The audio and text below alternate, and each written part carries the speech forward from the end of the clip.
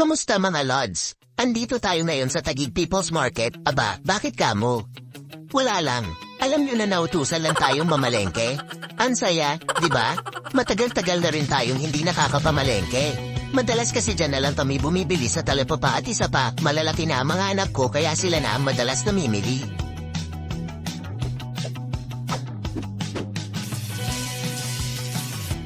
Ngunit, bago tayo magtungo sa mga tindahan, alamin muna natin ang tungkol sa parking. Maaari tayong mag-park sa Taguig People's Market ngunit mayroong mga bayad at rate.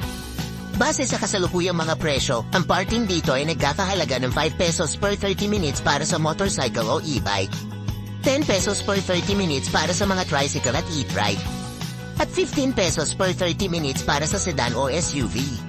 Subalit, kailangan nating tandaan na ang mga presyo ay maaaring magbago kaya't mahalaga na magtanong muna bago tayo mag-park. So, anong plano? Tara at sama-sama tayong mamili at ikutin ang palengke.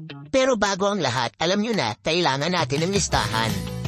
Kasi, ayun, medyo makakalimutin na nga tayo at oo, tumatanda na rin. Pero huwag mag-alala, nasa listahan ang sagot sa mga nakakalimutan. Dahil mahal na araw ngayon, sabi nga, isda at gulay muna tayo. Special request pa nga kay Mrs. magpaluto ng paksiw na galunggong. Pero wait. Confession time. Aminin ko lang, hindi ako masyadong fan ng direktang paksiw na galunggong, kaya alam niyo kung anong ginagawa ko. Ipiniprito ko yan kasama ang maraming bawang at sibuyas na ginamit sa paksiw at sasawsawin sa sukang may sili. Boom! Ang sarap nun. Tapos sa gulay naman, kahit ginisan sayote lang na may sabaw. Ewan ko rin kung anong tawag doon, basta alam ko, masarap ipares yun. Inuna na natin ang pagbili ng mga gulay kasi pinakamalayo yung pwesto ng gulayan. Bili tayo ng mga spices para sa paksiw. Bawang, sibuyas, luya, siling haba at kamyas para sa pampaasim. Sama na natin yung sayote. Konting tips lang sa pagbili ng gulay, tingnan ang freshness, siguraduhin pumili ng mga gulay na may magandang kulay, walang mga pasa at hindi lasog. Tignan ang texture, hanapin ang mga gulay na may siksik na pakiramdam at walang mga lamet. Ang mga gulay na tigas o malambot na ay maaaring hindi na sariwa. Total na binayaran natin 135 pesos. Sunod sa listahan, squid balls and kikiam. Pwede na pampika-pika, pwede na rin pang ulam. 75 pesos.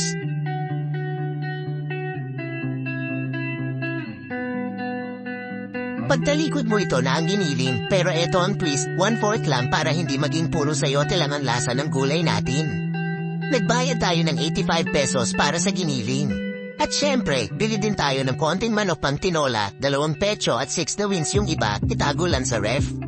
Nagbayad tayo ng 330 pesos para sa manok.